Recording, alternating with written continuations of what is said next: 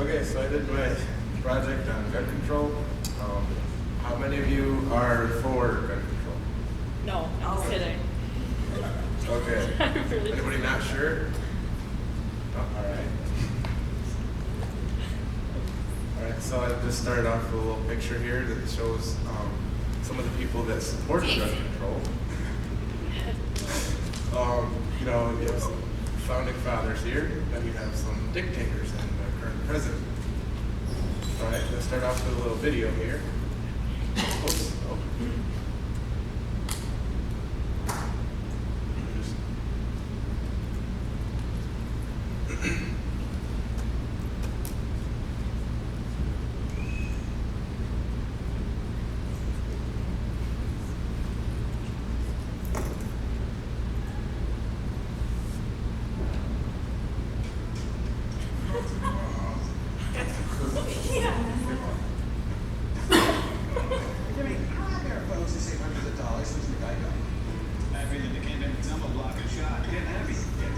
It's a little long, but it's one of the parents from Newtown. But Well, in less than a half hour, President Obama is expected to depart the White House for Connecticut. I'm going to move it ahead a little bit. Economy increased, This is one of the parents that is not for gun control. even though each week that goes by is becoming not necessarily easier. I'm compelled to participate in this debate because I'm not hearing a voice that's really agreeing with me. I believe there are tens of millions of people out there who agree that gun control isn't necessarily the solution, but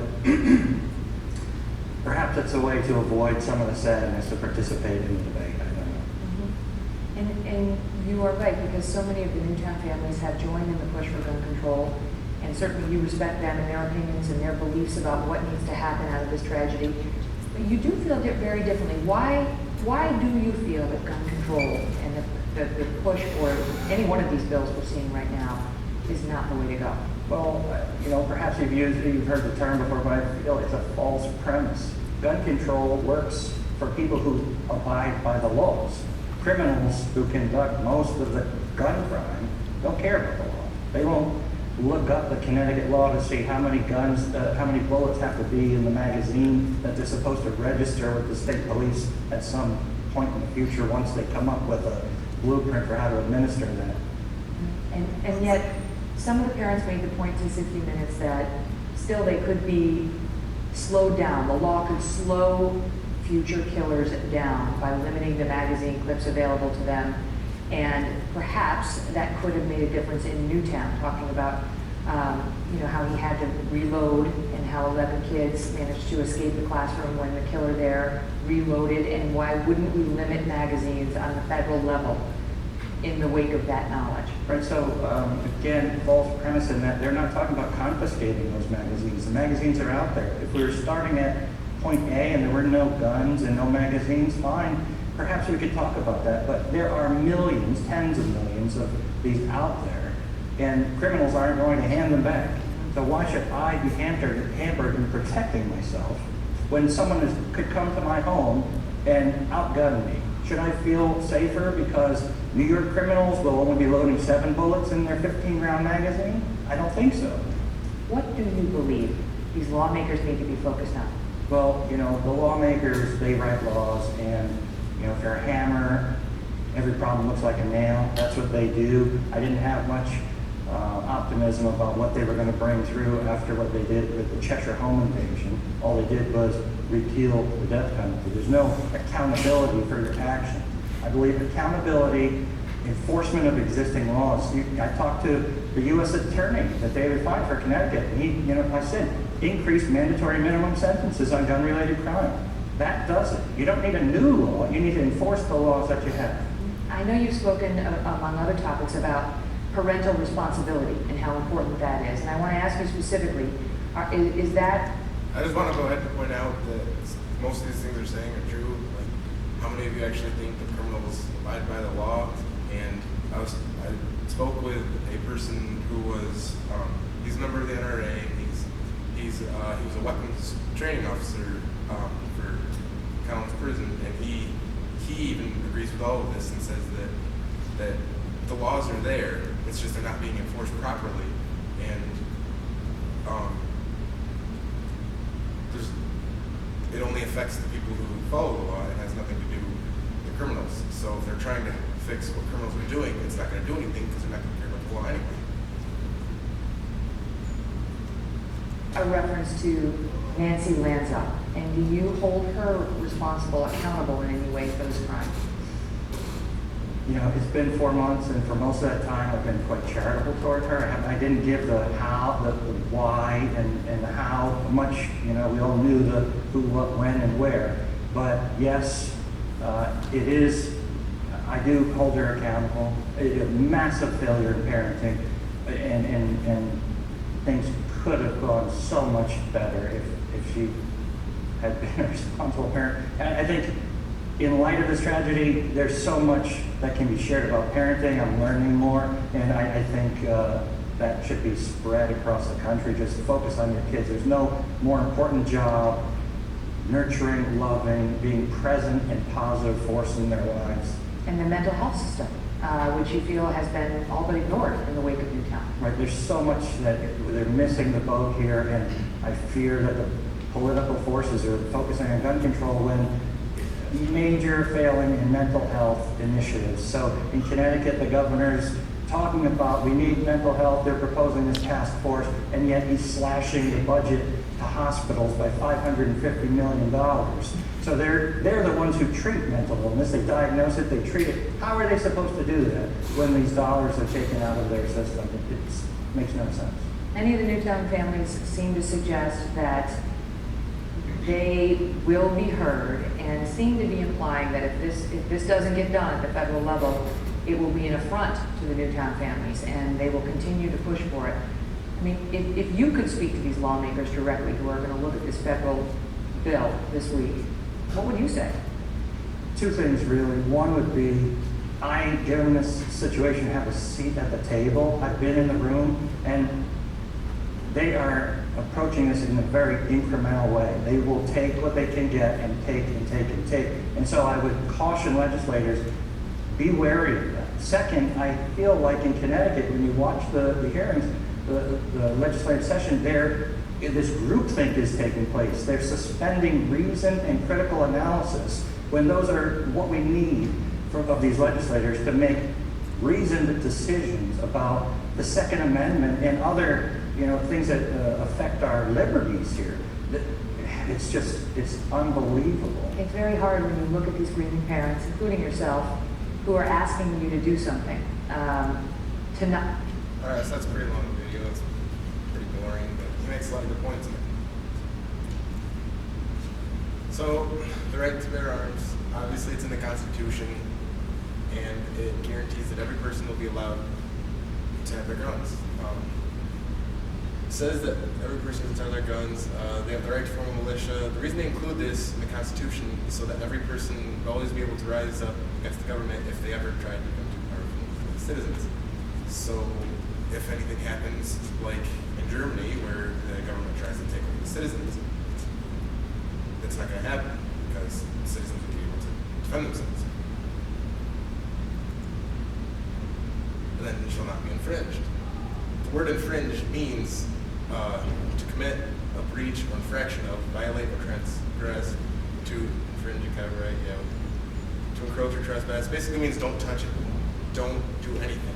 So when they're putting these laws out there that say that restrict guns, they're essentially going against what the Second Amendment says. Not as scary as it looks. A lot of people worried about the AR and say that it is an extremely dangerous gun, but I just want to point out a few of the differences and say how it's really not as bad as everything happens to me. One of the things is the telescope stock. All that is to make it so that it's more comfortable against the person who's shooting it, making it easier for them to shoot it. It doesn't make it any more dangerous than any other gun. You have bayonet mount. What is that going to do when somebody's shooting a gun? It's really going to make it a little more dangerous. And really, nobody puts a bayonet on their gun anyway, so this isn't the Revolutionary War here.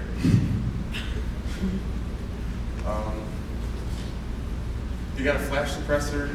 All that really does is makes it so it doesn't flash and you don't hurt your eyes when you're shooting it. It really doesn't make it any more dangerous than any other gun.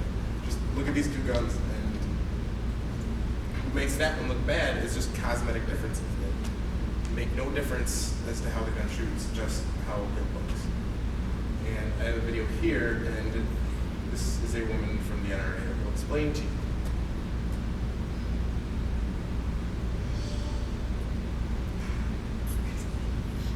I like trouble.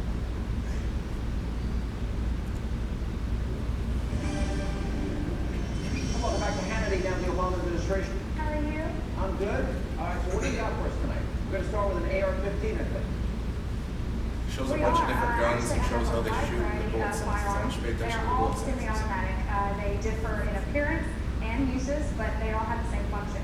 And I'm going to demonstrate that by shooting 3 rounds out of each, just to show the semi-automatic capabilities, and also go over a little bit of their uses. And I'm going to start with probably one of the most popular rifles in the U.S. right now, thanks to all the media attention, and that's the AR-15 223 caliber semi-automatic rifle. Now, Sean, this is something that I use in competition myself, and I know everyone says it's so big and scary, but that's simply, these are cosmetic features that have no bearing on the firearm's functions at all. And I just want to go over a few of those really quick. This one is, this is the pistol grip that everybody's talking about, and that's simply just for stability. It helps me maneuver through a stage of competition. It has no bearing on how this firearm functions. These rails, these are just for attachments, maybe a flashlight, another scope, something to use through competition. This scope right here is in competition. I shoot targets out to 500 and 600 yards, so I gotta be able to see it. This is not a collapsible stock. That is one of the features that they discuss, and that's just to make it a better size to fit you. For instance, my 5-year-old nephew harvested his first deer about a month ago with my competition rifle, and he was able to make this fit him. And I think one of the reasons this is so popular, it's such an easy rifle to shoot. It's lightweight, it's maneuverable, and it has no recoil whatsoever. So I'm going to shoot it real quick so that you can see the impact in the target that it will make.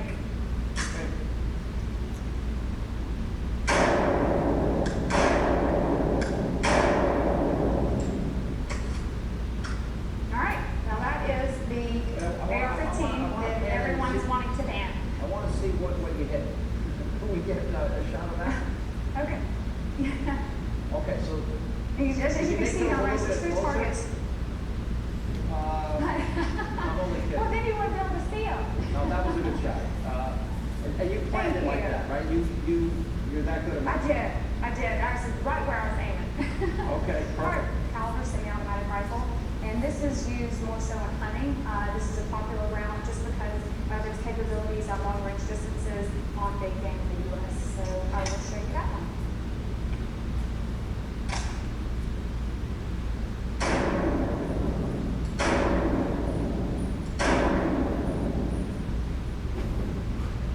There we go. That's the hunting rifle. You were a little off on that last shot, but that's okay. I know. I probably flinched just a little You bit. were right. Okay. Okay, the next gun I want to show you, the firearm. This is a Beretta 12-gauge shotgun, and it is a semi-automatic, just like the 30-06 and just like the AR-15. What I'm going to show you is 2 different shells. One is a slug and one is a waterfowl round. Now keep in mind, this is something that I use in competition as well. I shoot a Benelli M2 12-gauge semi-automatic, and this is, it's good for hunting, recreational shooting, and also competitions like I did. So let me show you that real quick.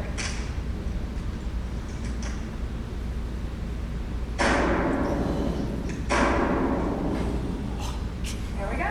As you can see, we have some different sizes in the calibers here. If you want, I can go down range and show these to you really quick.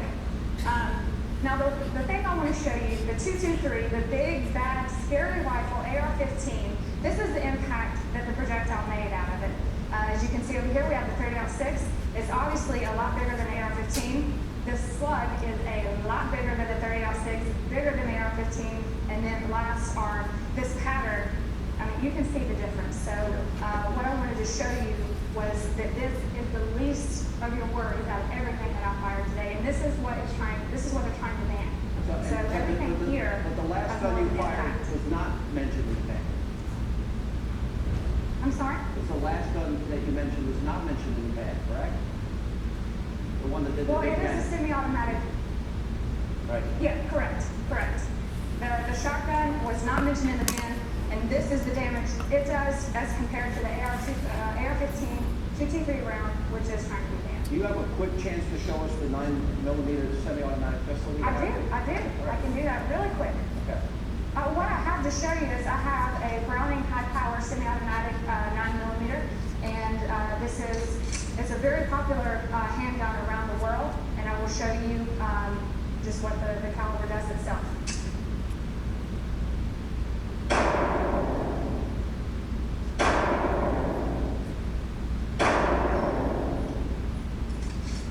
You can see that one, and I can show you this 45 as well.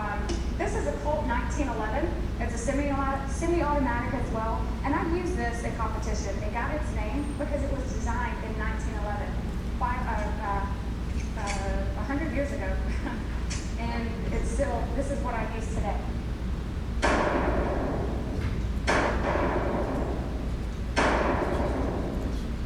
I just wanted to use that video to show you that they're focused on the AR and how it's so scary, but most of the things that they're scared of are just how it looks and the things that can be used with it.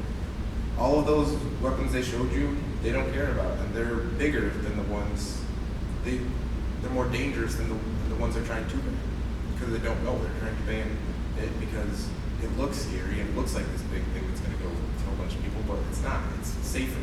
Little kids can shoot the AR.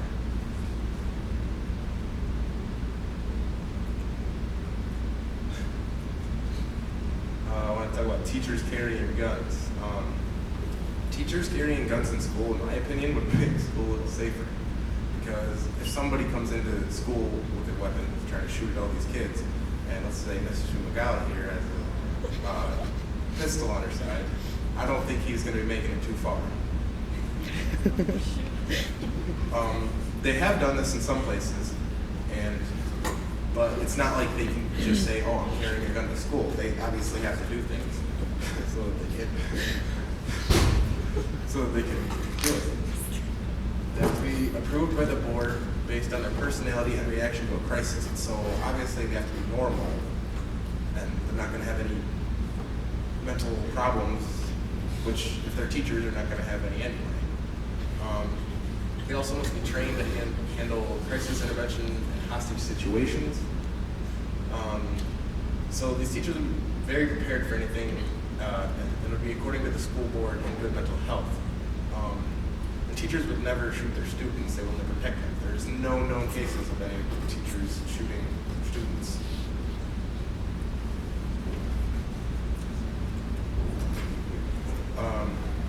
The SAFE Act has a 7-round limit, and it really doesn't make any sense. This is what somebody else says. It says the new law bans magazines that hold more than 7 rounds, but there are a few magazines that hold 7 rounds or fewer, making the law in effect a ban on practically all handguns other than revolvers and on many rifles with detachable magazines. This broad reach probably puts the law in violation of the constitutional limits established by the Heller decision. And it only takes a few seconds to change a magazine. If a shooter's going to shoot people, it wouldn't take that long. Something somebody else said, it says, Charles Whitman, for decades, the mass murderer shooter with the greatest body count, had no weapons capable of holding more than 10 rounds. And in any case, the deadliest mass murders do not involve firearms at all. That's what somebody else said. Okay. There isn't any law enforcement exemption for the SAFE Act, or at least there wasn't doing this. So that's one of the most disturbing parts of the SAFE Act is that it does not exempt law enforcement. So according to the law, police officers are not allowed on school property with a gun, because that was part of it. And also, the gun they do have must only have 7 rounds of clip. Obviously, they're not paying attention to this, but I'm just saying that's part of the law. And these are 2 things I found. It was a thing that the cops did, and it says, if you were sheriff or chief, how would you respond to more restrictive gun laws? 45% of them said they wouldn't enforce it and would join in public vocal opposition. 17% say they wouldn't enforce it, and they would lead it in the opposite direction. So a good portion of them aren't going to want to enforce this. Another one says, considering the particulars of recent tragedies like Newtown and Aurora, what level of impact do you think a legally armed citizen would have made? 80% of them said casualties would have likely been reduced. 80% of them. So even the people protecting you think that the citizens should have guns because there would be more protection. Mental health. There are many mental health professionals who believe that the SAFE Act is not smart decision for New York. They think that the laws will make people with mental health problems not want to seek help when they are mentally sick because they are afraid of getting their weapons taken away. So this makes people with mental health problems less likely to seek help because they want to keep their guns. Somebody has something wrong with them mentally, they think, oh, maybe I should go get help. But if I do, they're going to take my guns away. And there's some people who might have guns that were their fathers or grandfathers and their family heirlooms, and they don't want to have them taken just because of mental health. So they're not going to go get help when they could. All of these green counties you see are ones that are against the SAFE Act. The only ones that really want it are around the New York area, Albany, and then that little county up in the middle.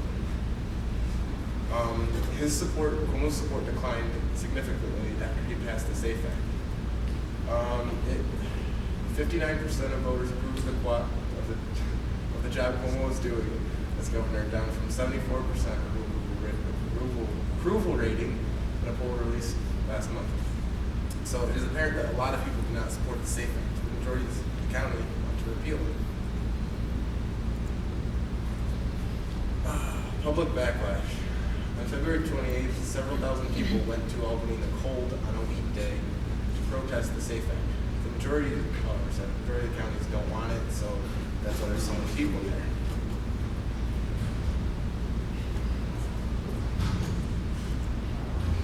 Mental health problems. Many shooters have serious mental health problems. Adam Lanza had Asperger's syndrome, which is a mental health disorder that makes people have difficulties in social interaction. After the attack, he committed suicide, so it was quite obvious that he had some serious mental issues. People have to be crazy to kill people, but the crazy people will not want to seek help if anything's passed. No law can make the murderer stay insane or remove the ability to destroy innocent life from the hands of every mentally ill American. That's something I read, and I think it makes a lot of sense because a law isn't going to change the way someone thinks about something. People who have mental problems will not be less likely to attack somewhere if any laws are passed. Actually, they would be less likely to seek help because they would not want their weapons taken away.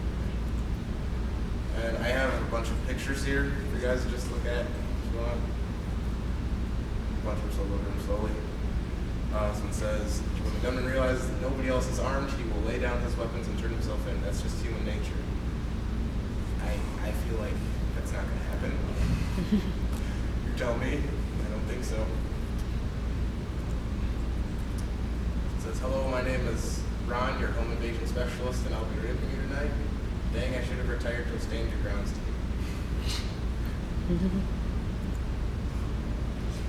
We defend presidents, congressmen, governors, celebrities, sporting events, jewelry stores, banks, buildings, factories, courts with guns. But at schools, we have a sign that reads as a gun-free zone, and then call somebody with a gun if there's an emergency. Pretty good point. Crap, well I guess we'll just go home then, darn those liberals and their weapons ban. It's definitely not going to work that way. So making guns illegal will take them off the street. We should make heroin and meth illegal too.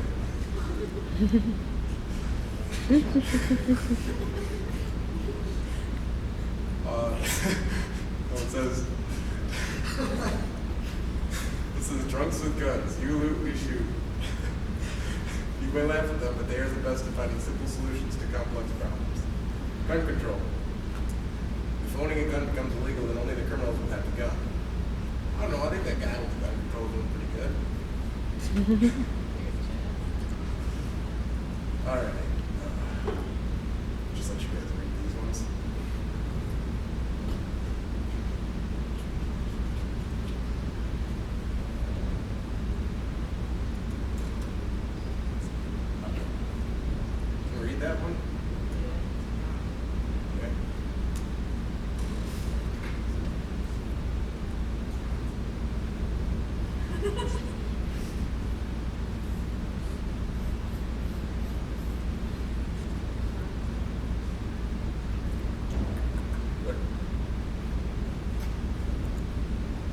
Loud crash at 3 a.m. Which do you grab? I don't think the guy with the broom is going to be making out so well. There's some guys with some weapons downstairs trying to rob him. But, no. You guys have to read this.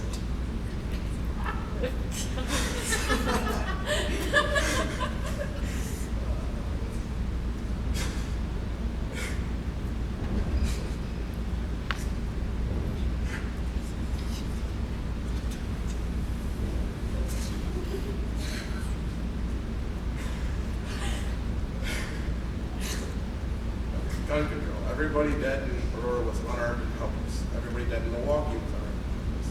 Everyone dead at Virginia Tech was unarmed and helpless. If people had some weapons, maybe they would have made out there.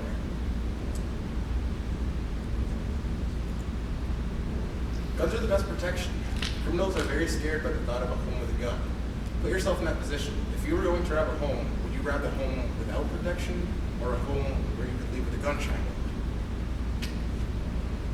Research sponsored by the U.S. Department of Justice, in which almost 2,000 felons were interviewed, and 34% of felons said they had been scared off, shot at, wounded, or captured by an armed victim, and 40% of these criminals admitted that they had been deterred from committing a crime out of fear that the potential victim was armed. In another study, 40% of convicted felons admitted to being deterred by the possibility of concealed weapons. Guns don't kill people. That's what guns protecting their families do. So, if criminals even think you have a gun, they're not going to want to come attack you because they know that they can leave there hurt or dead.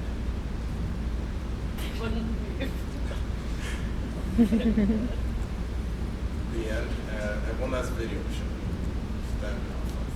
This is a girl who is 15 and she thinks that there shouldn't be guns, and she's actually gone to court and stuff, and this video makes some pretty good points about why gun control doesn't make sense. You know, I travel all over the country, interacting with people. All right. The gun debate continues to rage across the country. One teenager is fighting back against the anointed one's all-out assault on the Second Amendment. 15-year-old Sarah Merkel made headlines recently when she testified against gun control legislation before Maryland lawmakers. Now her words left them speechless, and the video immediately went viral. Take a look. Ever since I first learned how to shoot, the issue with gun violence around the nation became clear. Guns are not the problem, people are. Purging our society of violence and murder cannot be done through gun control legislation. By signing this legislation, you are not signing away gun violence, but instead liberating American citizens of our constitutional rights. You are not eliminating guns from society, but eliminating our ability to protect our lives, liberty, and pursuits of happiness. Chicago, Illinois has had some of the strictest gun control laws in America enacted for the past few years, and it is currently more than twice as likely for you to be killed in Chicago as in the Afghani war. Is that really something we want to model our state laws after? And joining me now is Sarah Merkel herself. Sarah, welcome to the program. Thanks for being with us. Thanks for having me. All right, let me start and ask you a basic question. When did you get involved in the issue? When did you start, for example, shooting guns? Well, I started shooting guns when I was 8 years old, and that was the first time I just went to the range with my dad. It was just a casual day, and we started shooting. I wasn't old enough to really get into shooting at that point, so after that I didn't do much shooting until I turned 10 or 11 about, and that's when I could first hold my AR-15, and then I started competitively shooting since then. You know, the thing that's frustrating to me in this big debate, Sarah, is that listen to the arguments. None of these so-called solutions would have prevented what happened, the tragedy that happened in Newtown. You know, here you are 15 years old, you get that. Why do you think that this is being used as an issue to control people's guns when, in fact, it's not going to solve the problem? I would put armed former policemen, retired military people in the schools, and they'd be armed, and we'd protect our kids the way we protect our politicians, our athletes, and our money. I really don't have an answer for your question. That's one of the reasons I went down to testify, is because I don't understand what they're doing. They're criminalizing law-abiding citizens, when really it should be the criminals who, especially those who've already been incarcerated, that they should be going after. One of the bills I spoke on, in fact, was Senate Bill 533, which was Nancy Jacobs' bill, and that was proposed to allow school employees to be able to have special carrying permits on school grounds so that they could protect their students. Yeah, well, obviously that would be a solution. We protect our money, our Hollywood stars, our politicians, and we all do it with guns. Why not do it for the case of the kids? I don't know if you heard about this case today. We had 14 kids down at this campus down in Texas that were stabbed. 2 are in critical condition. I haven't heard one person come out today and say that we need knife control. Do you think there's some hypocrisy there? I think there is. That kind of piggybacks along what I was saying in my testimony with the 22 children who were stabbed in China. I understand that a couple people brought up to me that none of them died. Well, if you look at the case and you actually go through and read the stories, the man wasn't planning on killing any of the children that he stabbed. He cut off, it sounds terrible, he cut off fingers and ears and went for smaller things than actually hurting and really injuring them to the point where it would be fatal. All right, so you shoot competitively. You shoot at a very high level. I was a pistol marksman when I was a 12-year-old kid. I learned when I was pretty young. For example, Joe Biden said that maybe people should just shoot through a door with a shotgun, and people seem to have this really, really evil impression of an AR-15, but I own AR-15s. And I guess the question I would ask you is, which gun do you think would be, if somebody gets trained in the use of a gun for protection, which would be better for somebody to use? Well, an AR-15 is much more accurate, I would say. It's easier to shoot, both with recoil and just the size of it. A shotgun was actually the first thing I ever shot when I was 8, and it did knock me back a little bit.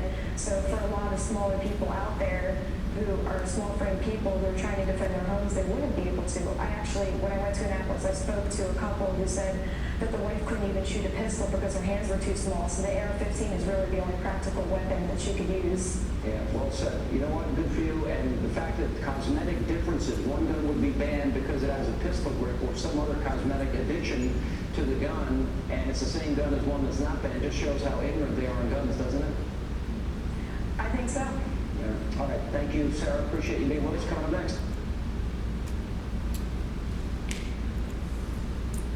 All right, so I just want to finish up with concluding saying that gun control isn't really going to do anything, because the only people that it affects is the law-abiding citizens. So criminals, which is the problem they're trying to fix, aren't going to be affected because they're not going to pay attention to the laws. If they would have enforced the law a little stricter that they already have, that could fix it. And if they had more protection with weapons in more places, then maybe less people would be getting hurt.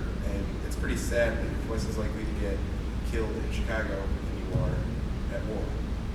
So, because Chicago has such a high amount of gun control. So I just want to finish up with saying guns aren't going to kill people. People probably kill people, and gun control just wouldn't work. Questions, anyone? I don't know if this is true, but I've heard that some of the problems in Chicago isn't that they don't have laws, but that they don't enforce them. And I know you alluded to that several times in your, that the laws exist, but we don't always enforce them. What are some of the laws that you think need to be enforced to a higher degree than what they currently are to help prevent some of the violence that people are obviously backlashing against so much? Well, there's some laws that they have that, like, if you get caught with a gun, they'll let you off and they'll make it a little easier. Say you bring a gun to school, that might make it a little easier, but they should be going hard and giving them even bigger sentences on all the laws that do that. But a lot of them are just like, no.